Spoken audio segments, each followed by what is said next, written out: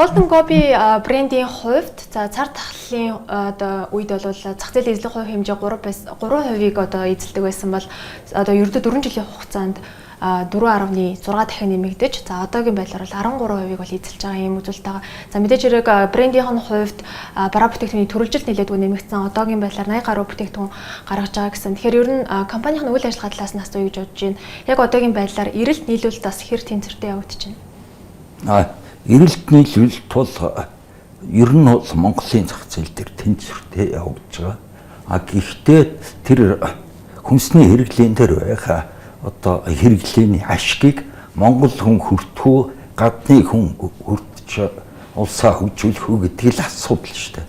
Тэгэхээр энэ үүднээсээ бид нар бол яг зах зээлийн 3%-аас 13% хүртэл өсгөж ухаантай энэ чинь бас нэг хөөрхөн тэнцэл явагдаад байгаа. Импортын шоколадтай л өрсөлдөж байна гэсэн үг шүү дээ. Тэгээ харьцангуй бид нар бас нэг 10% өөртөө шингээж авах гэдэг чинь энэ мөнгө ашиг хоригдлыг бол бид нар Монгол улсыг хөгжүүлэх, өшөө ажлын байраа нэмэгдүүлэх ийм зүйлд зарцуулна л да. Тэгэхээр өнгөрсөн жил бас гүйцэтгэх цагтаа ярьж байхад ерөөхдөө эрэлт өндөр байгаатай холбоотойгоор үйлдвэрлэлийн хүчин чадлаа нэмэгдүүлэхээр зорж байна гэж хэлсэн. Тэгэхээр үйлдвэрлэлээ өргөжүүлэх чиглэлээрээс ямар том ажлууд хийгдсэн бэ? Үйлдвэрлэлийн өргөжүүлэх чиглэлээр бид нар бол үйлдвэрлэлийн байр одоо бараг 2 дахин нэмэгдүүллээ.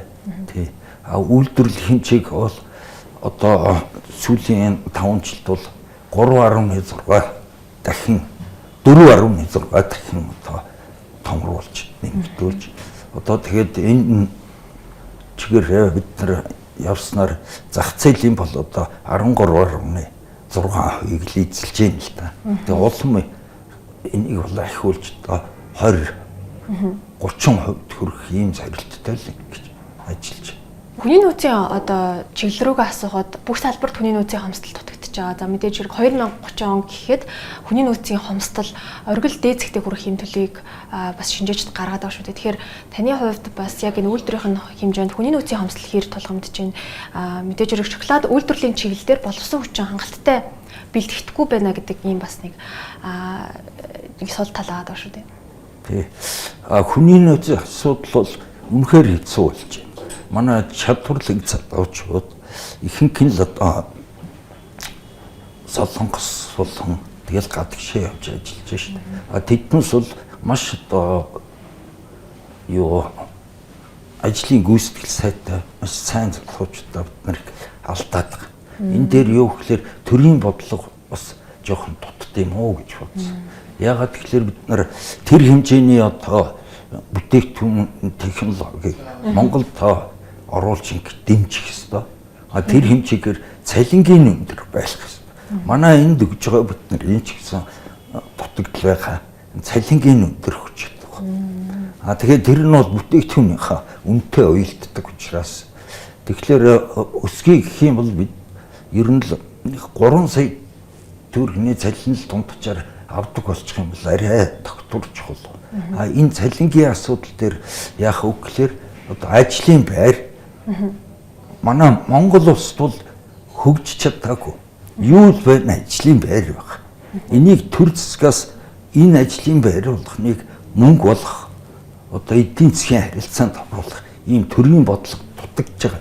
Ялангуяа энэ хөдөлмөр ер нь хөдөлмөрлөл дээр суурилсан ийм эдийн засаг байх болохоос мөнгө хүүлэгч эдийн засгтэр тогтчод байна шүү дээ. Хэрэглээний зах зээлд байдаг ашиг хуримтлал тэр хэрэглээний зах зээл дээр үүж байгаа ашиг хуримтлал бол хүний идж уух, өмсөх, амьдрах, орон сууц гэх энэ бүх зах зээл дээр байж байгаа хэрэглээний тэр ашиг тэр ашгаар л Монгол улс хөгжих ёстой.